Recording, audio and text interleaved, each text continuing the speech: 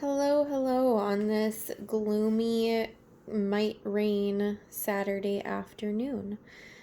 So welcome to mini episode number 7 of the Don't Follow Me Home podcast.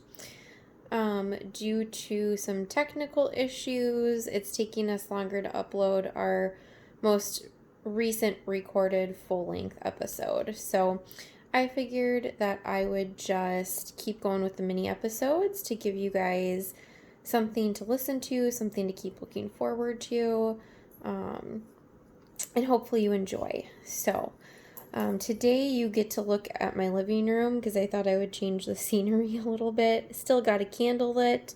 My black curtains are closed. And yeah, it's cloudy outside, so it's nice and dark in here for ambiance. Today I am actually doing 3 mini stories for the mini episode because I want to keep doing them in order, alphabetical order of the state, because that's just who I am. And Connecticut's next story on my list of like their legends was the Annabelle doll, and I was like, well, that's a full-length episode in itself. So I did some searching, and Connecticut really doesn't have much going on, and neither does Delaware. So I found 2 small urban legends, one for Connecticut, one for Delaware, and then because Florida's was actually a pretty big story as well, I found just a small little legend from Florida to throw in as well. So, sit back, enjoy, and let's go ahead and start with Connecticut.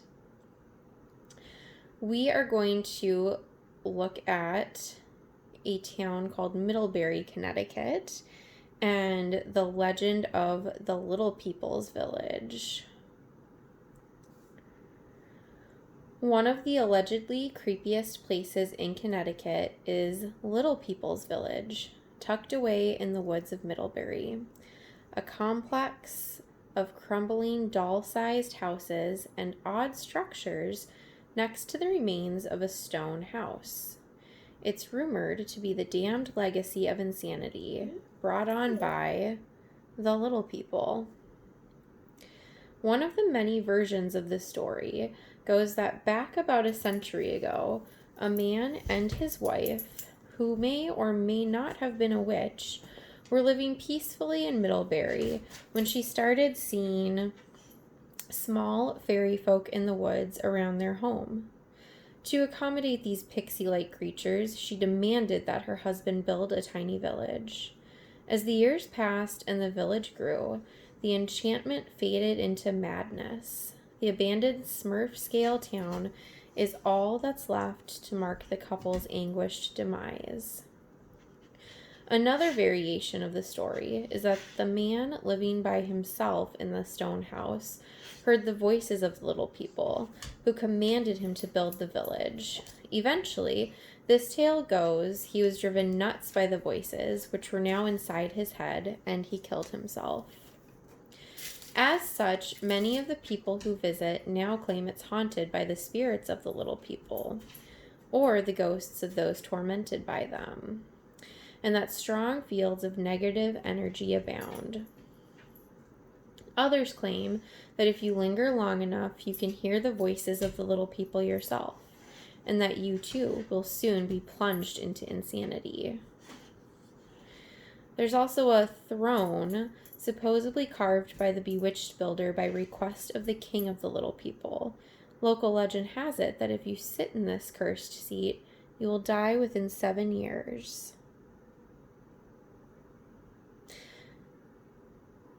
So I wouldn't sit in that chair, seat, whatever the hell it's called.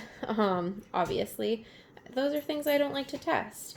So that is the quick urban legend of the Little People's Village in Middlebury, Connecticut. And my dog is walking around, so you'll hear him in the video as well. His collar, and he's pushing out games in my coffee table right now. So next we move to Cape Henlopen, Delaware, where we talk about a phantom. Oh my God, Chance. where we talk about a phantom lighthouse, which has been named the Corpse Light. A lighthouse is supposed to represent a beacon that guides lost ships home. Lighthouses are usually present along a coast. Cape Henlopen State Park seems to be the perfect candidate for a lighthouse because of its proximity to the sea. Thus, a light flashing from Cape Henlopen State Park might not seem unusual. There is no lighthouse at Cape Henlopen, yet people often see lights flashing from the location. Cape Henlopen is home to the Corpse Light. The Corpse Light is a phantom light that lures unsuspecting sailors to their death. The Corpse Light was first spotted 250 years ago. The light was allegedly a curse from a local Native American tribe after British soldiers stormed a wedding ceremony and massacred many guests. The tribe conjured up the light as a means to lure ships to doom. The Corpse Light was supposedly responsible for the sinking of the Devonshire Man on December 25th, 1655. The ship followed the beaming light of the non-existent lighthouse to the rocky shore of the Cape. The ship crashed and killed more than 200 people. Locals say that the ghost ship reenacts the crash periodically. In May 1798, a British ship, De Brock, was lured too close and broke apart. It's said that once in a while, also this ghost ship comes back from time to time, reenacting its fate. And in 1980, USS Poet, a 12,000-ton grain carrier, just vanished without a trace. Over the years, hundreds have died in wrecks at this same location. The ghost of a lone Indian is seen on top of a mysterious rock and was seen by multiple witnesses in 1800 just before an excursion barge smashed against the rocks in which may have died.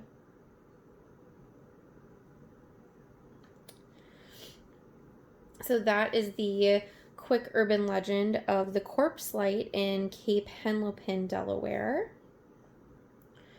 And I think ghost ships in themselves are kind of creepy, so I think I'm going to pin that for something to talk about in future episodes, for like full-length episodes. And then finally we come to our quick urban legend of Florida. So we're heading to Lake Wales, Florida, and we're going to take a look at Spook Hill. A mysterious phenomenon on Florida's Ridge Scenic Byway, also known as SR-17, Spook Hill has been grabbing the attention of curiosity seekers with its thrills for many years. A unique roadside attraction in Florida, found along the 38.7-mile route of SR-17, visitors can watch with amazement as their parked car will defy gravity and coast backward up a hill. There's a great legend behind the mystery of Spook Hill that includes a prominent Native American chief and a massive Florida alligator. The story dates back many years ago when a Seminole Indian village on Lake Wales had the misfortune of being terrorized by a large gator.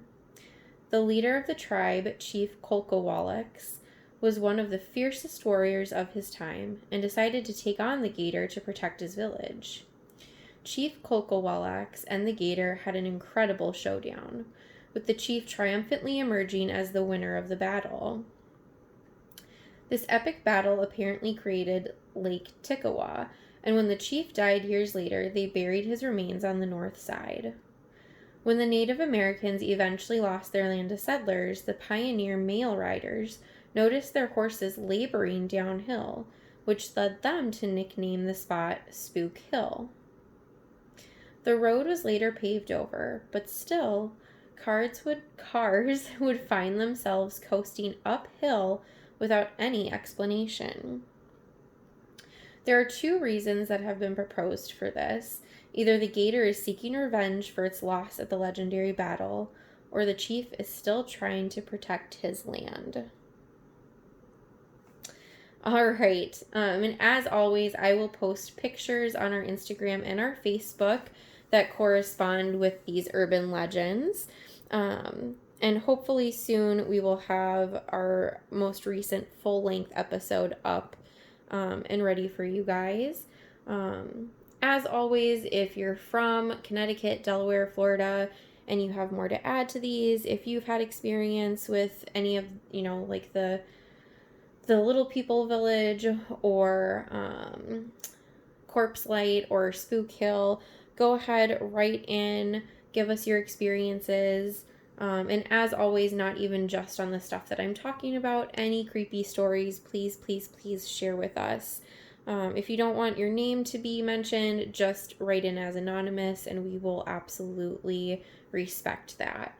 You can write in on our Facebook or Instagram private messengers or our email, don'tfollowmehomepod@gmail.com. So I hope that you keep enjoying these little mini episodes with the spooky urban legends state by state. They're super fun for me to do, and I always find new material and ideas for longer episodes when I look up this stuff too. So have a wonderful day and stay spooky.